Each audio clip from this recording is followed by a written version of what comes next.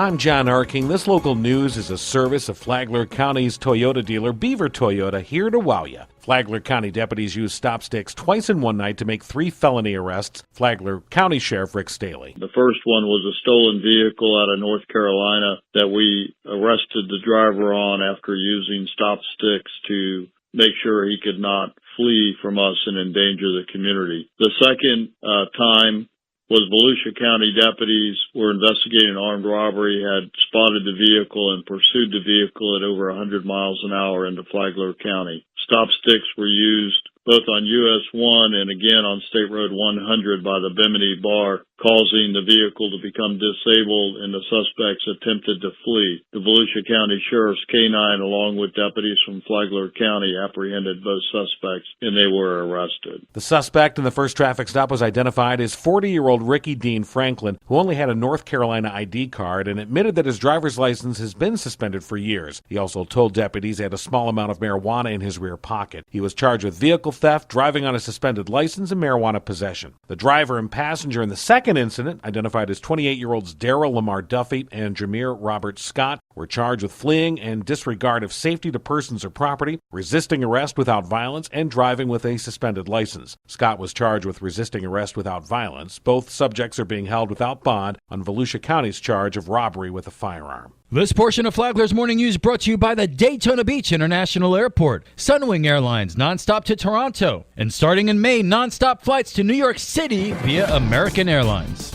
Clerk of Court Tom Bexley made clear at a special meeting of the County Commission Thursday he was absolutely against a proposal that would move his staff off the first floor of the courthouse so that sheriff's operations could take over that space. As he sat alongside Sheriff Rick Staley and Jerry Cameron, the new interim county administrator, Bexley said in a stern tone the plan did not have his support in any way. The plan was among 3 proposals to solve the problem of finding long-term space for the sheriff's operations after they evacuated the troubled Sheriff's Operations Center in Bunnell last June. The sheriff's administration is currently split between the courthouse and the sheriff's old administration building near the county jail. The plan Bexley was opposed to was also the least expensive at about $10,000, while the other options of putting up modular buildings on the grounds of the Government Services Building or renting out a 20,000 square foot building on US 1 in Bunnell were significantly higher and posed other issues, including security concerns. Sheriff Staley then proposed a 2-week deadline so that he, the county administrator, and Bexley could meet and discuss a solution, which the commission agreed to.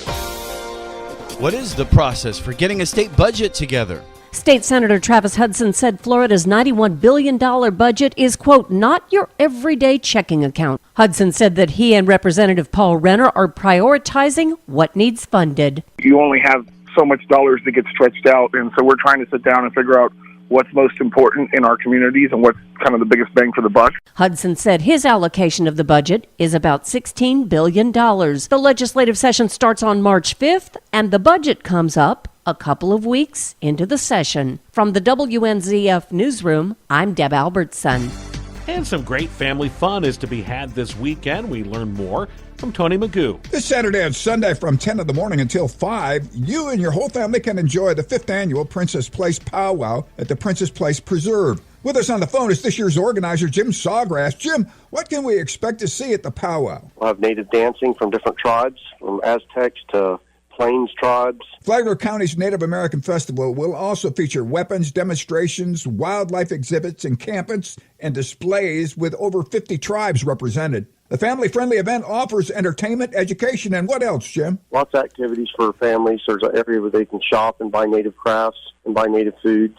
Visitors can round out their experience by visiting the Wild Horse Rescue Area, face painting, and pony rides. Finally, Jim, what makes this place so special? I participated in powwows for 30 years, and this is one of the best locations I've ever seen anywhere. General admission is $5 per person. Kids 12 and under are free.